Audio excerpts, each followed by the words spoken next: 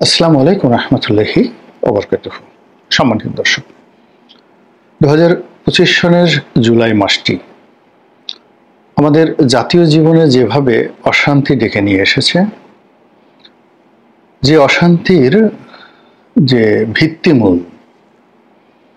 ভিত্তিমূল হলো গত 11 মাসের বর্তমান যে সরকার, তাদের যে শাসনের দুর্বলতা, তারপর নানা রকম ছলচাতুরি, একটার পর একটা ভুল সিদ্ধান্ত এবং একটার সঙ্গে অন্যটির একটা, যাকে বলা হয়, প্যাঁচ লাগিয়ে পুরো রাজনীতিকে জটিল এবং কুটিল করে তুলে ক্ষমতাকে তারা প্রলম্বিত করবে, এইরকম একটি জনরোষ চারিদিকে ছড়িয়ে পড়েছে। ফলে কি হলো, গত জুলাই এবং আগস্ট এই সারা বাংলাদেশে বলতে গেলে তাণ্ডব চলেছে।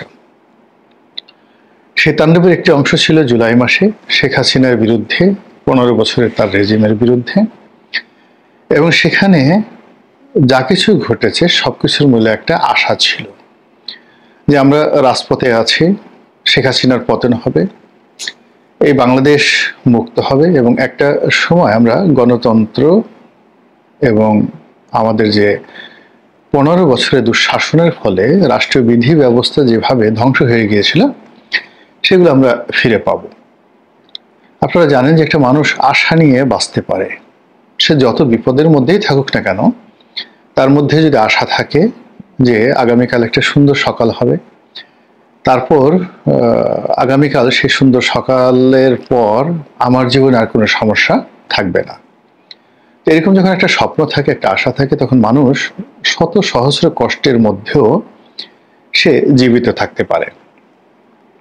কিন্তু যদি আপনাকে একেবারে সমস্ত বিত্ত বিলাস, তারপরে সুখ স্বাচ্ছন্দ্য সবকিছুর মধ্যে রাখা হয় এবং আপনার মনের মধ্যে যদি সন্দেহ ঢুকে দেওয়া হয় যে তুমি যদি ঘরের বাইরে বের হও তোমাকে একটা সাপে কামড় দেবে, তোমার পেছনে একটা বাঘ লুকায়িত রয়েছে, অথবা জল্লাদের যে তলোয়ার এটা তোমার জন্য অপেক্ষা করছে, অথবা আগামীকাল ভোর হওয়ার সঙ্গে সঙ্গেই তোমার যে সুখ স্বপ্ন এটা শেষ হয়ে যাবে, তখন মানুষ যে অবস্থায় থাকুক না কেন, অর্থাৎ আমরা যা নিয়ে নিজেদেরকে সুখী মনে করতে পারি, ধন সম্পদ, অর্থবিত্ত, পরিবার পরিজন, সব কিছু মানুষের জন্য হারাম হয়ে যায়।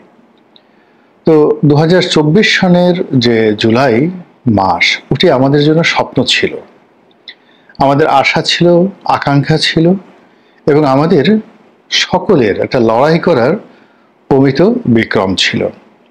বাংলাদেশের যে সবচেয়ে ভীরু মানুষটি, যে কখনো একটা কেঁচো দেখলে আটকে উঠতেন, কিংবা বাড়িতে যদি কখনো মুরগি জবাই হতো তিনি সেটা সহ্য করতে পারতেন না, এমনকি মনোযোগ দিয়ে ভয়ে কোনোদিন একটা মুরগি ডিম পাড়ে ওই দৃশ্য, কিংবা একটা গাভী বাচ্চা প্রসব করে ওই দৃশ্য যে ভয়ে কখনো দেখেনি। কিন্তু 2024 সনের জুলাই মাসে এইরকম ভীত সন্ত্রস্ত যে মানুষ, তারা রাস্তায় নেমে এসেছে, অনেকে রক্ত দিয়েছেন, অনেকে রক্তাক্ত লাশের পাশে বীর বিক্রমে দাঁড়িয়ে থেকেছেন। স্বার্থপর মানুষগুলো, যারা কখনো নিজের বাইরে কখনো চিন্তা করেনি, তার যে ছোট সংসার আছে টুনাটুনি, কিংবা ধরো নিজের ছেলে মেয়ে রয়েছে, ওর বাইরে তার চিন্তা কখনো যায়নি, এইরকম স্বার্থপর মানুষ রাস্তায় বের হয়েছেন। অভাবী মানুষ, যার শেষ সম্বলটুকু মাত্র হয়তো 200 টাকা, একজন রিক্সাওয়ালা, তিনি রাস্তায় বের হয়েছেন এবং আন্দোলনকারীদেরকে নিজেদের পকেটের পয়সা খরচ করে তাদেরকে সহযোগিতা করেছেন। এর কারণ হলো মানুষের একটা স্বপ্ন ছিল, মুক্তির একটা স্বাদ ছিল, আকাঙ্ক্ষা ছিল।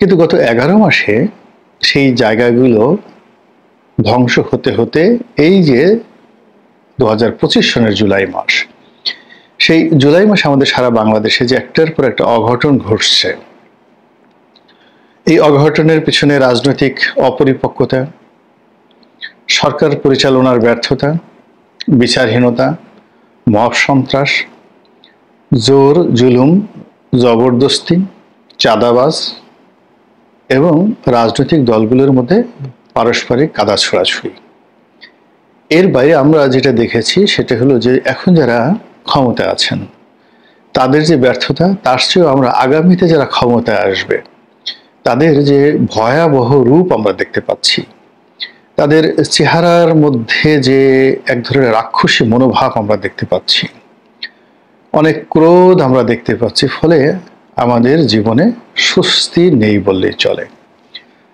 এই অবস্থায় 2025 সনের যখন এই জুলাই মাসে এলো, তখন নানা রকম গুজব ছড়িয়ে পড়লো এই কারণে যে প্রকৃতি বলে একটা জিনিস রয়েছে এবং এখানে একই ঘটনা একই সময় বারবার ঘটতে থাকে।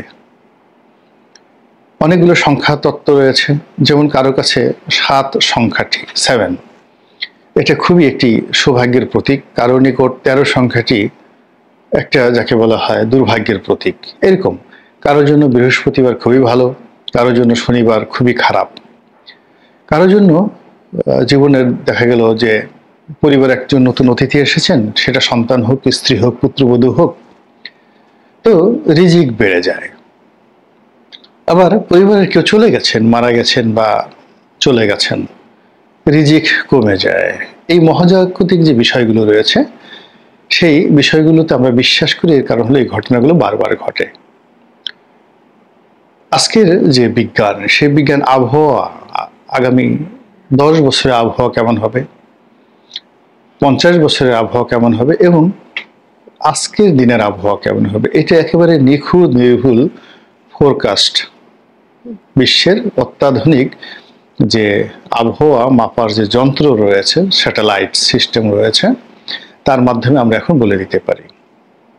আবার যারা জ্যোতির্বিজ্ঞানী মানে মহাকাশ নিয়ে যারা গবেষণা করেন, তারা তো বলতে গেলে 10,000 বছর পরে কি হবে, কোন তারকাটির আয়ুষ্কাল কত, কোন গ্রহ নক্ষত্র আগামী 1000 বছর পরে কতটা অ্যাঙ্গেলে থাকবে এবং কার সঙ্গে কার সংঘর্ষ হবে, কোন তারকাটা মরে যাবে এবং কোনটি বেঁচে থাকবে, পৃথিবীর অবস্থা কি হবে 1000 বছর পরে, এই জিনিসগুলো বলতে গেলে একেবারে নির্ভুলভাবে পরিমাপ করে দেয় বা বলে দেয়, যেটা আমাদের আদিকালে আমাদের জীবন সম্পর্কে অনেক জ্যোতিষীরা বলে দিতেন। তো এখন এই যে বাংলাদেশের যে দুর্বিষহ অবস্থা, এই দুর্বিষহ অবস্থার কারণে কি হলো, আমরা আমাদের অতীতকালে জুলাই মাসে, সেই 1952 সন থেকে আজ অবধি জুলাই মাসে যে সকল দুর্ঘটনা ঘটেছে, কখনো প্রাকৃতিক বিপর্যয় হয়েছে, কখনো ঝড় বৃষ্টি বন্যা হয়েছে, কখনো দুর্ভিক্ষ হয়েছে, অভাব অভিযোগ হয়েছে, মারামারি হানাহানি কাটাকাটি হয়েছে এবং এরই ধারাবাহিকতায় 15 বছরের একটি রেজিম পরিবর্তন হয়েছে 2024 সনে। তো অতীতে আমরা এই জুলাই মাসকে যেভাবে অভিশপ্ত বলতাম, সেটাকে আমরা জুলাই বিপ্লবের পর যখন 5 তারিখে শেখ হাসিনা পালিয়ে গেলেন, তখন আমরা ধরে নিলাম যে এটা আমাদের জাতীয় জীবনের একটা সফলতা, এটা আশীর্বাদ এই জুলাই মাস। কিন্তু 1 বছর যেতে না যেতে আমরা ক্লান্ত হয়ে পড়েছি। আমরা আবার সেই জুলাইয়ের মধ্যে আরো 2-3 মাস আগের থেকেই নতুন অভিশাপের যে অশনি সংকেত, সেটা আমরা দেখতে পেরেছি এবং জুলাই আসার পরে কেন যেন একটার পর একটা দুর্ঘটনা ঘটতে থাকলো।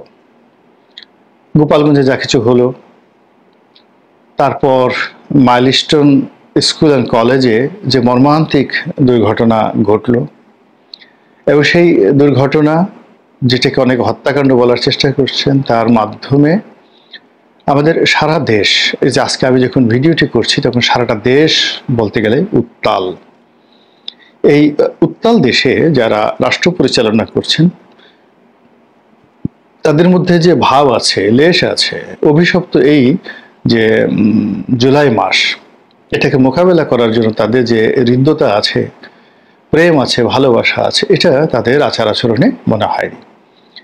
যেমন দেখলাম যে একটা মানে ভয়াবহ অবস্থায় 4টি রাজনৈতিক দলকে নিয়ে প্রধান উপদেষ্টা একটি বৈঠক করলেন। তো এখানে বৈঠকের যে মূল উদ্দেশ্য প্রায় সবটাই কিন্তু বেদনাদায়ক, দুঃখজনক। প্রথমত হলো মাইলস্টোন স্কুল অ্যান্ড কলেজে অসংখ্য ছেলে মেয়ে আহত এবং নিহত হয়েছেন। এখন পর্যন্ত আমরা সঠিক সংখ্যা জানি না। দ্বিতীয়ত হলো যে এই ঘটনাকে কেন্দ্র করে ঢাকা শহরে সহিংসতা ছড়িয়ে পড়েছে। তৃতীয়ত হলো যে এই ঘটনার মধ্যে পালিয়ে যাওয়া যে ফ্যাসিবাদী যাকে বলা হয় শক্তি, যেটাকে সরকার বলছে ফ্যাসিবাদী শক্তি মানে আওয়ামী লীগ, তারা আবার এই সুযোগ নিয়ে ফিরে আসার চেষ্টা করছে। তো কাজে আপনি যদি এই তিনটা বিষয়কে পাশাপাশি রাখেন তো সেখানে আসলে কালো ব্যাজ ধারণ করা উচিত। তারপরে সবার মধ্যে একটা ভারী কি চিন্তার ভাস এবং একটা সিরিয়াসনেস থাকা দরকার। কিন্তু এই যে বৈঠকটা হলো, যেটার ভিডিও ফুটেজ দেখেছি, সেখানে অনেকেই দেখলাম যে রং তামাশা করছেন, হাসি ঠাট্টা করছেন, বাদাম খাচ্ছেন, কাজু বাদাম, তারপরে জুস খাচ্ছেন, সেটা কি ম্যাঙ্গো জুস আর অরেঞ্জ জুস এটা বোঝা যাচ্ছে না। তো এই যে যারা রাষ্ট্র পরিচালনা করছেন তাদের মধ্যে একটা ঢিলা ঢালা ভাব, এবং যখন রোম পড়ছে তখন নিরবাসী বাজাচ্ছে, এইরকম একটা যে অবস্থা, এটা না মানুষকে ভীষণভাবে আতঙ্কগ্রস্ত করে তুলেছে। এবং সেই আতঙ্ক দূর হচ্ছে না। দূর না হওয়ার কারণে এই জুলাই মাসের যে বাকি কয়টা দিন, এই বাকি কয়টা দিন কি ঘটতে পারে, কি কি দুর্ভাগ্য, কি কি ফেতনা ফ্যাসাদ, কি কি বালা মুসিবত এবং কি কি অভিশাপ পুরো জাতিকে যাকে বলা হয় গ্রাস করতে পারে, এই আতঙ্কে দেশের যে কোনো বিবেকবান মানুষ কিন্তু আতঙ্কগ্রস্ত। এ নিয়ে আমাদের জাতীয় জীবনে গত 11 মাসে মহা সর্বনাশ ঘটে গেছে। ব্যবসা বাণিজ্য থেকে শুরু করে সব কিছু তছ নছ হয়ে গেছে। তো সেগুলো যদি পরিপূর্ণভাবে প্রাকৃতিক হতো কিংবা প্র্যাকটিক্যাল বাস্তবসম্মত হতো, কিন্তু যখন একজনের ভুল সিদ্ধান্তের কারণে, একজনের নেগলিজেন্সির কারণে এই ধরনের ঘটনা ঘটে, তখন কিন্তু আর মনকে প্রবোধ দেয়া যায় না। বাস্তবতা হলো এখন যা কিছু ঘটছে তার বেশিরভাগই মানুষের অদক্ষতা, নেগলিজেন্সি এবং কনসিকুয়েন্স, একটা ঘটনা আর একটা ঘটনার জন্য দায়ী হয়ে পড়ছে। এর ফলে পুরো দেশ এবং জাতি বলতে গেলে স্বপ্ন দেখতে ভুলে গেছে। মহান আল্লাহ আমাদের সবাইকে এই অভিশপ্ত জুলাই থেকে এবং এই জুলাইয়ের ফেতনা ফ্যাসাদ থেকে রক্ষা করুন, হেফাজত করুন। আসসালামু আলাইকুম ওয়া রাহমাতুল্লাহি ওয়া বারাকাতুহু।